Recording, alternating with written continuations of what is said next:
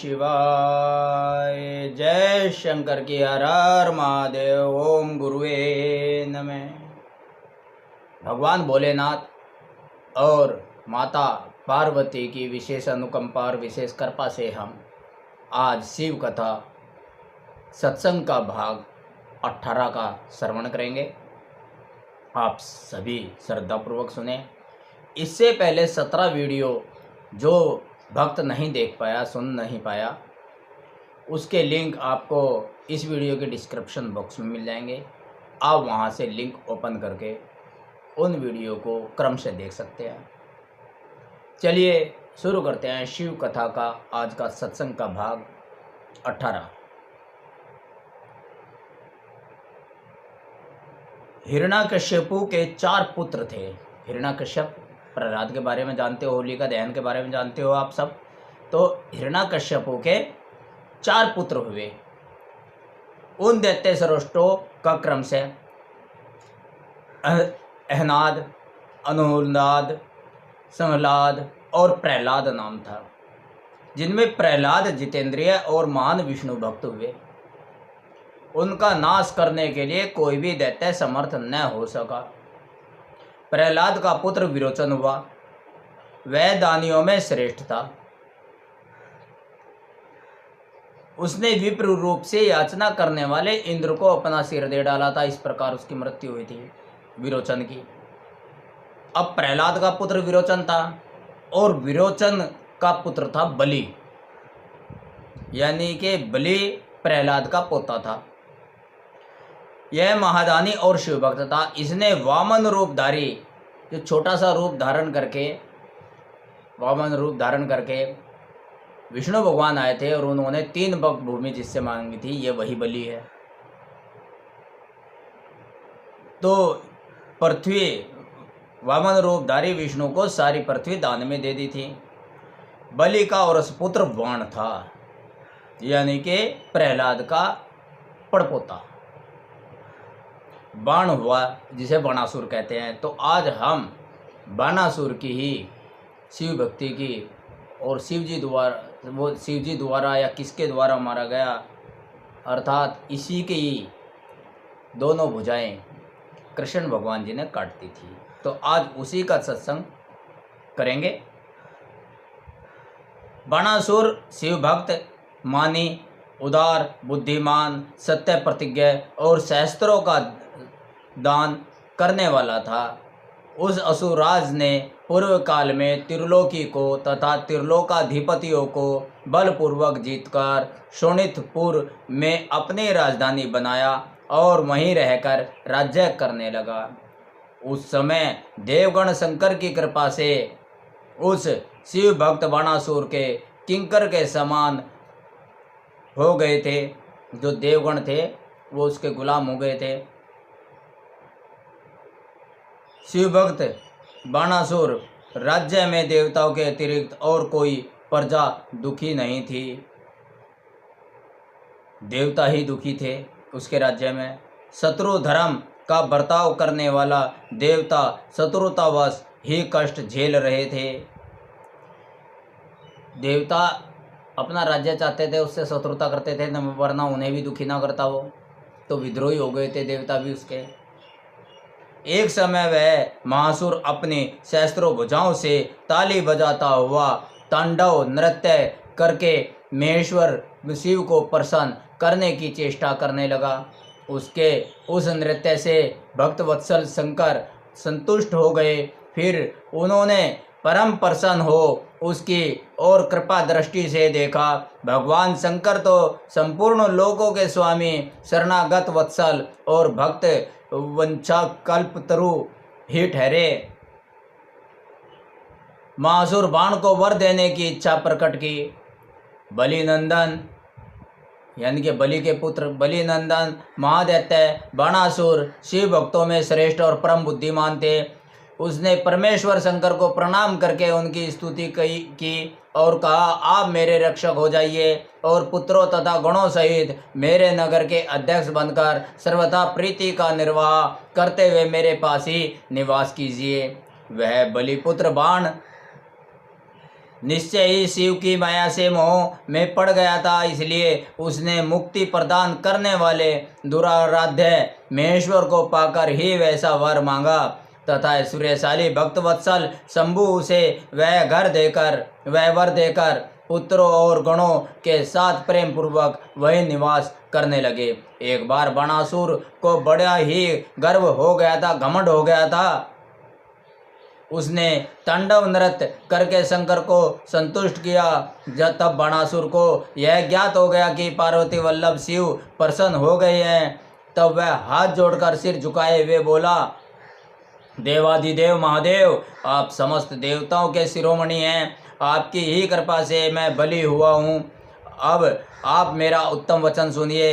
देव, आपने जो मुझे 1000 भुजाएं प्रदान की हैं, ये तो अब मुझे महान भार स्वरूप लग रही हैं, क्योंकि इस त्रिलोकी में मुझे आपके अतिरिक्त अपनी जोड़ का और कोई योद्धा ही नहीं मिला। इसलिए वृषभध्वज युद्ध के बिना इन पर्वत सरीखी सहस्त्रों भुजाओं को लेकर मैं क्या करूं? मैं इतनी इन परिपुष्ट भुजाओं की खुजली मिटाने के लिए युद्ध की लालसा से नगरों तथा पर्वतों को चूर्ण करता हुआ दिग्गजों के पास गया, परंतु वे भी भयभीत होकर भाग गए। इतनी हजारों भुजाओं का मैं क्या करूं? कोई भी मेरे से लड़ता नहीं है, और बिना लड़े मुझे मजा नहीं आता। असुर जो ठहरा, मुझे लड़ने के लिए कोई चाहिए। सारे भयभीत होकर भाग जाते हैं। शंकर भगवान, इन भुजाओं का क्या करूं जब कोई मेरे से लड़ने ही नहीं आता। मैं यम को योद्धा, अग्नि को महान कार्य करने वाला, वरुण को गौों का पालन करता गोपाल, कुबेर को गजाध्यक्ष, इंद्र को जीतकर सदा के लिए करद बना लिया है। महेश्वर, अब मुझे किसी ऐसे युद्ध के प्राप्त होने की बात बताइए जिसमें मेरी ये भुजाएं या तो शत्रुओं के हाथों से छूटे हुए शस्त्र अस्त्रों से जर्जर होकर गिर जाएं, अथवा हजारों प्रकार से शत्रु की भुजाओं को ही गिराएं। या तो मेरी भुजाएं कट जाएं युद्ध में, या मैं शत्रुओं की भुजाएं काट दूं। यही मेरी अभिलाषा है। इसे पूर्ण करने की कृपा कीजिए। उसकी बात सुनकर भक्त बाधा पारी तथा महामन्यु स्वरूप रुद्र को कुछ क्रोध आ गया। तब वे महान अद्भुत अट्टहास करके बोले, अरे अभिमानी, संपूर्ण दैत्यों के कुल में नीच, तुझे सर्वथा धिक्कार है। तू बलि का पुत्र तथा मेरा भक्त है। तेरे लिए ऐसी बात कहना उचित नहीं है। अब तेरा दर्प चूर्ण होगा, तेरा घमंड चूर्ण होगा। मैं तेरा घमंड चूर्ण करूंगा।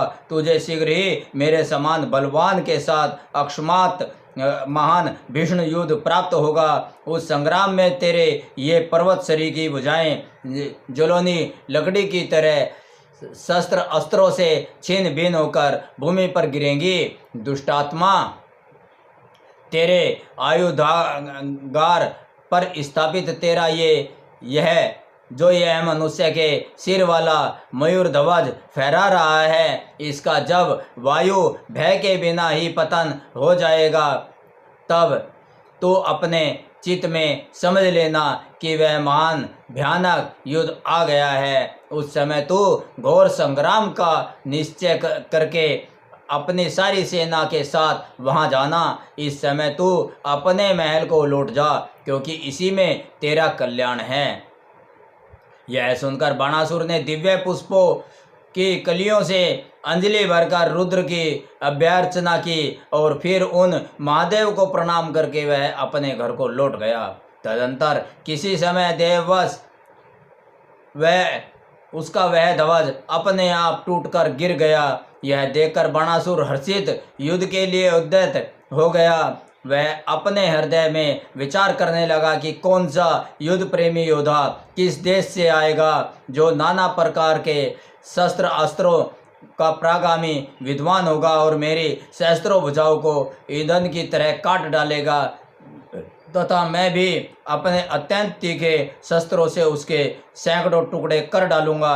इसी समय शंकर की प्रेरणा से वह काल आ गया, वह समय आ गया। एक दिन बाणासुर की कन्या उषा वैशाख मास में माधव की पूजा यानी कि कृष्ण भगवान की पूजा करके मांगलिक श्रृंगार से सुसज्जित हो रात के समय अपने गुप्त अंतःपुर में सो रही थी। उसी समय वह स्त्री भाव यानी कि काम भावना से प्राप्त हो गई। तब देवी पार्वती की शक्ति से उषा को स्वप्न में श्री कृष्ण के पुत्र अनिरुद्ध का मिलन प्राप्त हुआ। जागने पर वह व्याकुल हो गई और उसने अपनी सखी चित्रलेखा से स्वप्न में मिले हुए उस पुरुष को ला देने के लिए कहा। चित्रलेखा ने कहा, देवी तुमने स्वप्न में जिस पुरुष को देखा है उसे भला मैं कैसे ला सकती हूँ, जबकि मैं उसे जानती ही नहीं।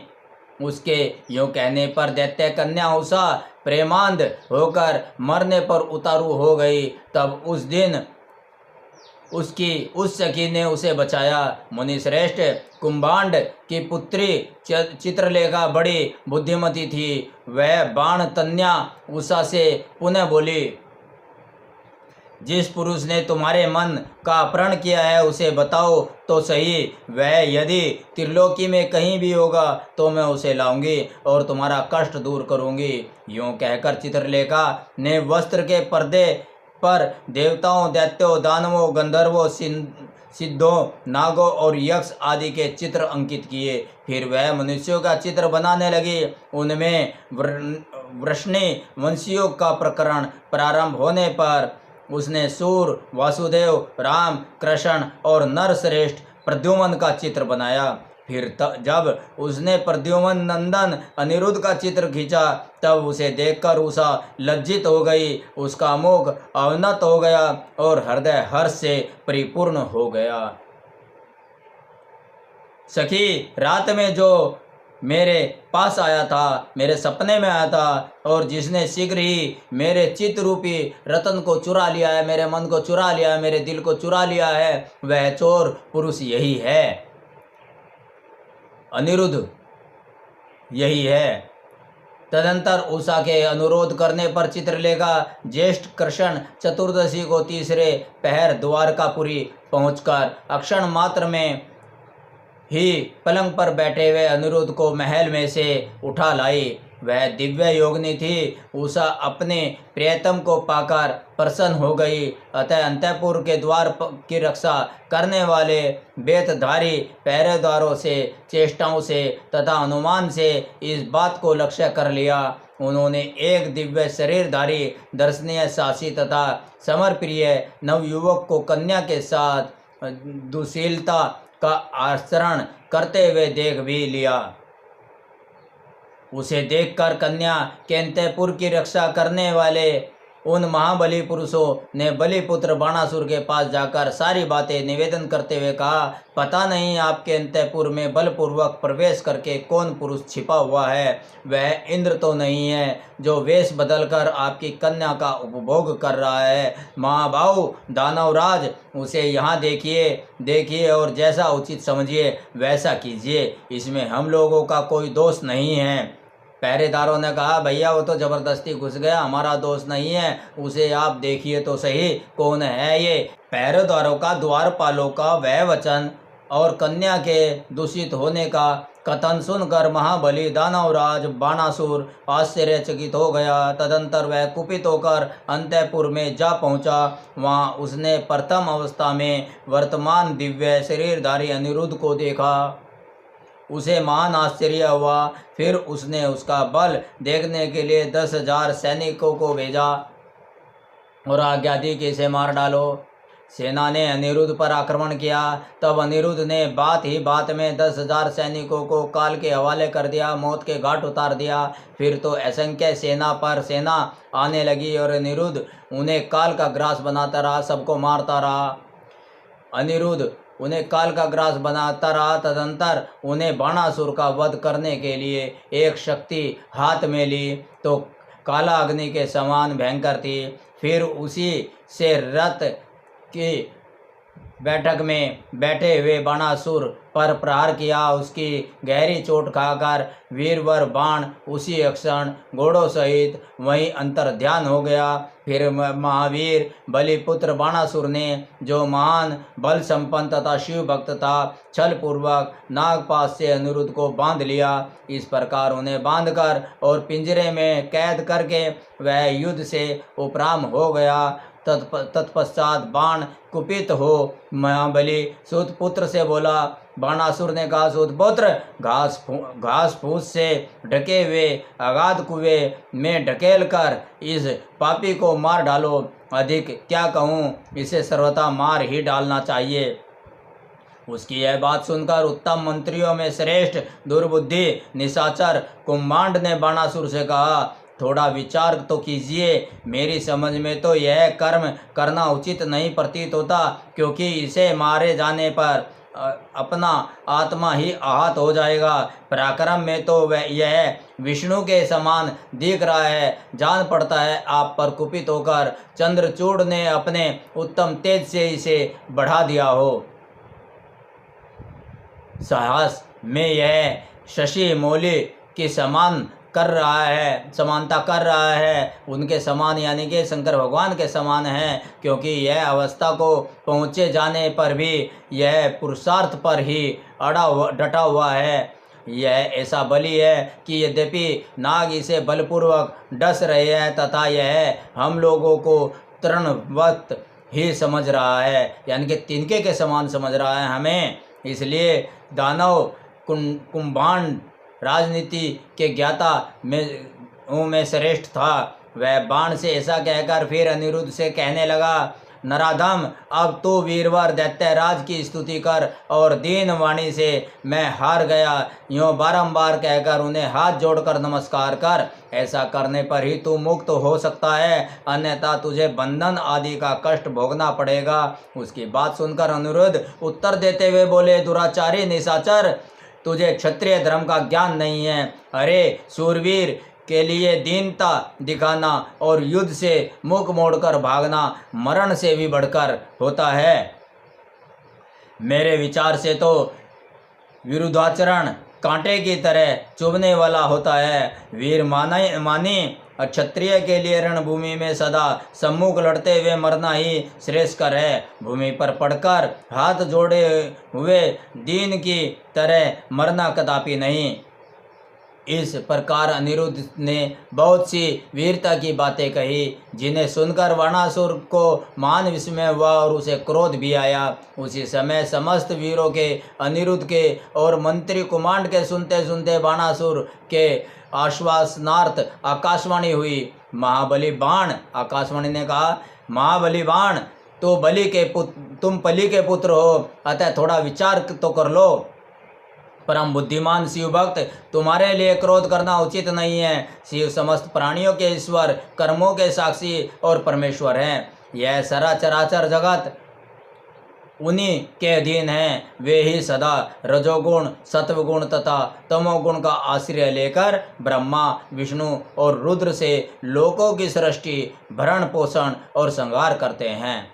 वे सर्वांतर्यामी, सभी जगह ध्यान देने वाले, सभी जगह उपस्थित होने वाले, सर्वेश्वर, सबके प्रेरक, सर्वश्रेष्ठ, विकार रहित, अविनाशी, नित्य और मायाधीश होने पर भी निर्गुण हैं। बलि के श्रेष्ठ पुत्र, उनकी इच्छा से निर्बल को भी बलवान समझना चाहिए। महामते, मन में यूँ विचार कर स्वस्थ हो जाओ। नाना प्रकार की लीलाओं के रचने में निपुण भक्तवत्सल भगवान शंकर गर्व को मिटा देने वाले हैं। वे इस समय तुम्हारे गर्व को चूर कर देंगे। इतना कहकर आकाशवाणी चुप हो गई। तब उसके वचन को मानकर बाणासुर ने अनिरुद्ध का वध करने का विचार छोड़ दिया। तदंतर विषैले नागों के पास में से बंधे हुए अनिरुद्ध उसी क्षण दुर्गा का स्मरण करने लगे, माता भवानी का स्मरण करने लगे। अम्बे है मेरी माँ, दुर्गे है मेरी माँ, अम्बे है मेरी माँ, दुर्गे है मेरी माँ। यहाँ वहाँ जहाँ तहाँ देखूँ, सब जगह है मेरी अम्बे माँ, अम्बे है मेरी माँ, दुर्गे है मेरी माँ। अनिरुद्ध ने कहा, शरणागत वत्सले, आप यश प्रदान करने वाली हैं, आपका बड़ा उग्र होता है। देवी, मैं नागपाश से बंधा हुआ हूँ और नागों की विष ज्वाला से संतप्त हो रहा हूँ, अतः शीघ्र पधारिए और मेरी रक्षा कीजिए। जब अनिरुद्ध ने पिसे हुए काले कोयले के समान कृष्ण वर्ण वाले काली को इस प्रकार संतुष्ट किया, तब ज्येष्ठ कृष्ण चतुर्दशी की महारात्रि में वहाँ प्रकट हुई। उन्होंने उन सर्वरूपी भयानक बाणों को भस्मसात करके अपने बलिष्ठ मुक्कों के आघात से उस नाग पिंजर को विदीर्ण कर दिया, तोड़ दिया। इस प्रकार दुर्गा ने, माँ भवानी ने अनिरुद्ध को बंधन मुक्त करके उन्हें पुनः अंतःपुर में पहुंचा दिया और स्वयं वहीं अंतर्ध्यान हो गई। इस प्रकार शिव की शक्ति स्वरूपा देवी की कृपा से अनिरुद्ध कष्ट से छूट गया, उनकी सारी व्यथा मिट गई और वे सुखी हो गए। तदंतर प्रद्युम्न नंदन अनिरुद्ध शिव शक्ति के प्रताप से विजयी हो अपनी प्रिय बाण तन्या को पाकर, यानी कि बाण की पुत्री को पाकर परम हर्षित हुए और अपनी प्रियतमा उस उषा के साथ पूर्ववत सुखपूर्वक विहार करने लगे। इधर पौत्र अनिरुद्ध के अदृश्य हो जाने पर, कृष्ण जी का पोता था ये, अदृश्य हो जाने पर तथा नारद जी के मुख से उसके बाणासुर के द्वारा नागपाश से बांधे जाने का समाचार सुनकर 12 अक्षौणी सेना के साथ प्रद्युम्न आदि वीरों को साथ ले भगवान श्री कृष्ण ने शोणितपुर पर चढ़ाई कर दी। उधर भगवान श्री रुद्र भी अपने भक्त के पक्ष में सज धज कर आ डटे। फिर तो कृष्ण और श्री शिव जी का बड़ा भयानक युद्ध हुआ।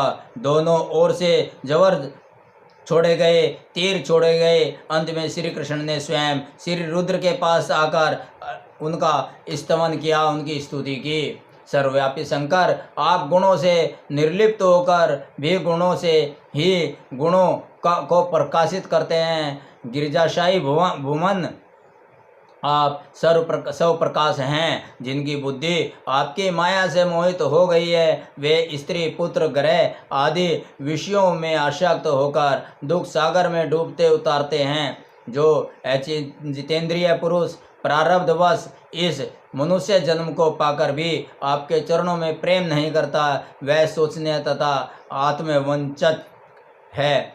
भगवान, आप गर्वहारी हैं। महेश्वर ने कहा, आपने ठीक ही कहा है। मैंने ही इस दैत्यराज को शाप दिया है और मेरी ही आज्ञा से आप वाणासुर की भुजाएं काटने के लिए यहाँ पधारे हैं। कृष्ण जी कह रहे हैं कि आपके शाप के कारण ही तो मैं आया हूँ इनकी भुजाएं काटने, और आप ही मेरे से युद्ध कर रहे हैं, मुझे रोक रहे हैं। तो बताओ प्रभु, ऐसी कैसी लीला है? आपकी प्रेरणा से मैं आया हूँ और आप ही मुझे रोक रहे हैं इससे युद्ध करने से। अरे क्या करूं? कृष्ण जी से भगवान कह रहे हैं, शंकर भगवान कह रहे हैं कि अरे क्या करूं, मैं तो सदा भक्तों के ही अधीन रहता हूं। ऐसी दशा में वीर मेरे देखते बाण की भुजाएं कैसे काटी जा सकती हैं? इसलिए मेरी आज्ञा से आप पहले जृंभणास्त्र द्वारा मुझे जृंभित कर दीजिए, तत्पश्चात अपना अभिष्ट कार्य संपन्न कीजिए और सुखी हो जाइए। मुनीश्वर, शंकर जी के यों कहने पर सांग्र पाणी श्री हरि को मान विस्मय हुआ। वे अपने युद्ध स्थान पर आकर परम आनंदित हुए। तदंतर नाना प्रकार के अस्त्रों के संचालन में निपुण श्री हरि ने तुरंत ही अपने धनुष पर जृंभणास्त्र का संधान करके उसे पिनाक पाणी शंकर पर छोड़ दिया। इस प्रकार श्री कृष्ण जृंभणास्त्र द्वारा जृंभित हुए शंकर को मोह में डालकर खड़ग, गदा और रिष्टि आदि से बाण की सेना का संहार करने लगे, बाणासुर का संहार करने लगे। बोलिए वासुदेव कृष्ण भगवान की जय। ओम नमो भगवते वासुदेवाय कृष्णाय गोविंदाय नमो नमः। बलिपुत्र बाणासुर कृष्ण जी से भीषण युद्ध करने लगा। इस प्रकार उन दोनों में चिरकाल तक बड़ा घोर संग्राम होता रहा, क्योंकि विष्णु के अवतार श्री कृष्ण शिव रूप ही थे और उधर बलवान बाणासुर उत्तम शिव भक्त था। तदंतर वीर्यवान श्री कृष्ण, जिन्हें शिव की आज्ञा से बल प्राप्त हो चुका था, चिरकाल तक बाण के साथ बाणासुर यानी के साथ यूं युद्ध करके अत्यंत कुपित हो उठे। तब शत्रु वीरों का संहार करने वाले भगवान श्री कृष्ण ने शंभु के आदेश से शीघ्र ही सुदर्शन चक्र द्वारा बाण की बहुत सी भुजाओं को काट डाला। अंत में उसकी अत्यंत सुंदर 4 भुजाएं ही शेष रह गई और शंकर की कृपा से शीघ्र ही उसकी व्यथा भी मिट गई।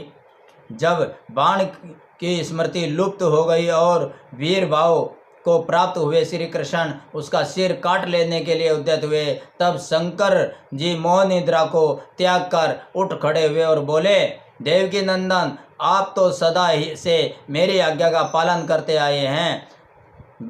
मैंने पहले आपको जिस काम के लिए आज्ञा दी थी वह तो आपने पूरा कर दिया, यानी कि बाणासुर की भुजाएं काटने का। अब उनका सिर छेदन मत कीजिए, सुदर्शन चक्र को लुटा लीजिए। मेरी आज्ञा से यह चक्र सदा मेरे भक्तों पर अमोघ रहा है। गोविंद, मैंने पहले ही आपको युद्ध में अनिवार्य चक्र तथा थी, अब आप इस युद्ध से निवृत्त हो जाइए। पूर्व काल में मेरी आज्ञा के बिना दधीच, वीरवर, रावण और काक्ष आदि के पुरों पर चक्र का प्रयोग नहीं किया था। जनार्दन, आप तो योगीश्वर, साक्षात परमात्मा और संपूर्ण प्राणियों के हित में रत रहने वाले हो। आप स्वयं ही अपने मन से विचार कीजिए। मैंने इसे वर दे रखा है कि तुझे मृत्यु का भय नहीं होगा। मेरा यह वचन सदा सत्य होना चाहिए। शंकर भगवान ने कृष्ण जी से कहा, अब आप युद्ध बंद कर दीजिए और वर वधू को साथ ले अपने घर को लौट जाइए। यूँ कहकर महेश्वर ने उन दोनों में मित्रता करा दी और उनकी आज्ञा ले वे पुत्रों और गणों के साथ अपने निवास स्थान को चले गए। बोलिए शंकर भगवान की जय। फिर बाणासुर के हाथ कटने से जो घाव हो गए थे, उन घाव को भरने के लिए उन्होंने रुद्र की तपस्या की, नृत्य किया, उन्हें खुश किया और कहा कि मेरे ये घाव जल्दी ही भर जाएं, जल्दी ठीक हो जाएं। तब रुद्र ने यानी कि शंकर भगवान ने प्रसन्न होकर कहा, बलिपुत्र प्यारे बाण, तेरे नृत्य से, तेरी तपस्या से मैं संतुष्ट हो गया हूँ। तेरे मन में जो अभिलाषा है उसके अनुरूप वर मांग ले। शंभु की बात सुनकर दैत्यराज बाण ने इस प्रकार वर मांगा, मेरे घाव भर जाए, बाहुयुद्ध की अक्षमता बनी रहे, मुझे अक्षय गणनायकत्व प्राप्त हो, शोणितपुर में उषा पुत्र अर्थात मेरे दोहित्र का राज्य हो, देवताओं से तथा विशेष करके विष्णु से मेरा बैर भाव मिट जाए, मेरी मित्रता हो जाए, मुझ में रजोगुण तथा तमोगुण से युक्त दूषित दैत्य भाव का पुनः उदय न हो, उनमें सदा निर्विकार शंभु भक्ति बनी रहे और शिव भक्तों पर मेरा स्नेह और समस्त प्राणियों पर दया भाव रहे। यों शंभु से वरदान मांगकर बलिपुत्र महासुर बाणासुर अंजलि बांधे रुद्र की स्तुति करने लगे। उस समय उसके नेत्रों में प्रेम के आंसू छलक आए थे। तदंतर उसके जिसके सारे अंग प्रेम से प्रफुल्लित हो उठे थे, वह बलि नंदन बाणासुर महेश्वर को प्रणाम करके मौन हो गया। अपने भक्त बाण की प्रार्थना सुनकर भगवान शंकर, तुझे सब कुछ प्राप्त हो जाएगा, यो कहकर वहीं अंतर ध्यान हो गए तथा शंभु की कृपा से महाकालत्व को प्राप्त हुआ। रुद्र का अनुचर बाण परमानंद में निमग्न हो गया। इस प्रकार उसका सारा असुर व्यवहार जाता रहा और वो देवतुल्य बन गया, शिव का भक्त बन गया। इसी प्रकार एक असुर वे थे गजासुर। उन्होंने भी तपस्या की, शंकर भगवान की वर मांगा, वर प्राप्त करा और देवताओं के खिलाफ हो गया। तो इसी प्रकार उसकी भी मुक्ति शंकर भगवान के द्वारा हुई। फिर दुंदुभी भिनिर्लाद नामक दैत्य हुआ और व्याघ्र रूप से शिव भक्त पर आक्रमण करने का विचार किया उसने। तो उसकी भी कहानी है कि शिव तपस्या करके उसने भी वर मांगा था। एक बार शिवरात्रि के अवसर पर एक भक्त अपने पर्णशाला में देवादिदेव शंकर का पूजन करके ध्यानास्थ बैठा था।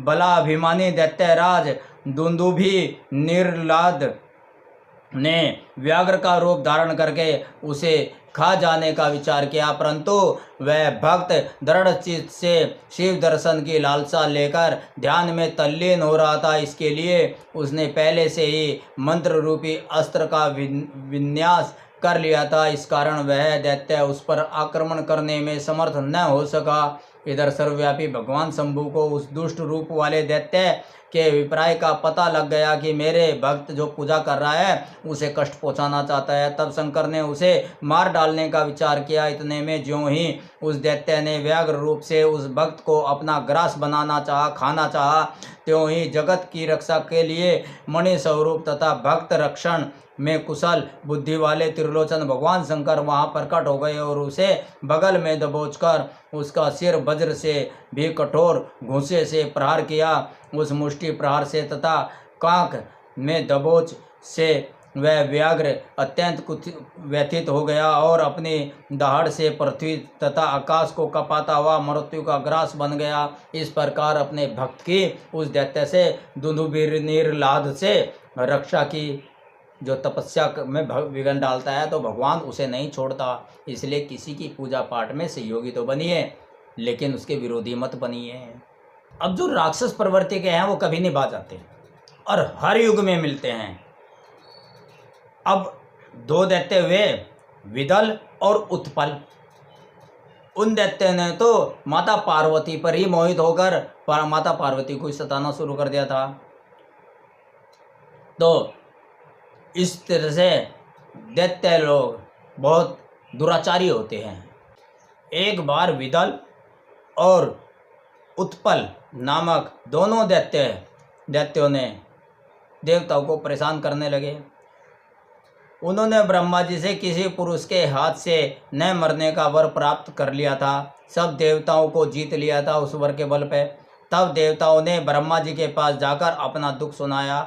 उनकी कष्ट कहानी सुनकर ब्रह्मा ने उनसे कहा, तुम लोग शिवा सहित शिव का आदर पूर्वक स्मरण करके धैर्य धारण करो, भगवान शंकर की शरण में चले जाओ। वे दोनों दैत्य निश्चय ही देवी के हाथों मारे जाएंगे। शिवा सहित शिव परमेश्वर कल्याणकर्ता और भक्तवत्सल है, वे शीघ्र ही तुम लोगों का कल्याण करेंगे।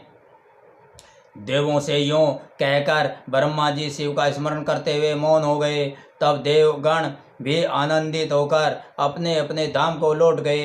एक समय नारद जी के द्वारा पार्वती के सौंदर्य की प्रशंसा सुनकर वे दोनों विदुल और उत्पल दैत्य उनका अपहरण करने की बात सोचने लगे कि हम तो देवी पार्वती का अपहरण करेंगे। और पार्वती जी जहाँ गेंद उछाल रही थी वहीं वे जाकर आकाश में विचरने लगे। वे दोनों घोर दुराचारी थे, उनका मन अत्यंत चंचल हो रहा था। वे गणों का रूप धारण करके अंबिका के निकट आए। तब दुष्टों का संहार करने वाले शिव ने अवहेलना पूर्वक उनकी ओर देखकर उनकी नेत्रों से प्रकट हुई चंचलता के कारण तुरंत उन्हें पहचान लिया। फिर तो सर्वरूपी महादेव ने दुर्गति नाशिनी दुर्गा को कटाक्ष द्वारा सूचित कर दिया कि ये दोनों दैत्य हैं, गण नहीं हैं।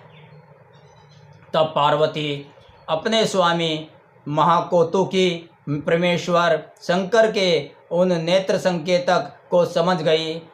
तदंतर सर्वज्ञ शिव की अर्धांगिनी पार्वती ने उस संकेत को समझकर उसी गेंद से एक साथ ही उन दोनों पर चोट की। तब महादेवी की गेंद से आहत होकर वे दोनों महाबली दुष्ट दैत्य चक्कर काटते हुए उसी प्रकार भूतल पर गिर पड़े जैसे वायु के झोंके से चंचल होकर दो पके हुए ताड़ के फल अपनी डंठल से टूटकर गिर पड़ते हैं, अर्थात जैसे वज्र के आघात से महागिरी के दो शिखर ढह जाते हैं, इसी प्रकार अकार्य करने के लिए उद्यत उन दोनों महादैत्यों को धराशायी करके वह गेंद लिंग रूप में परिणत हो गई। समस्त दुष्टों का निवारण करने वाला वह लिंग केंदुकेश्वर के नाम से विख्यात हुआ और ज्येष्ठेश्वर के समीप स्थित हो गया।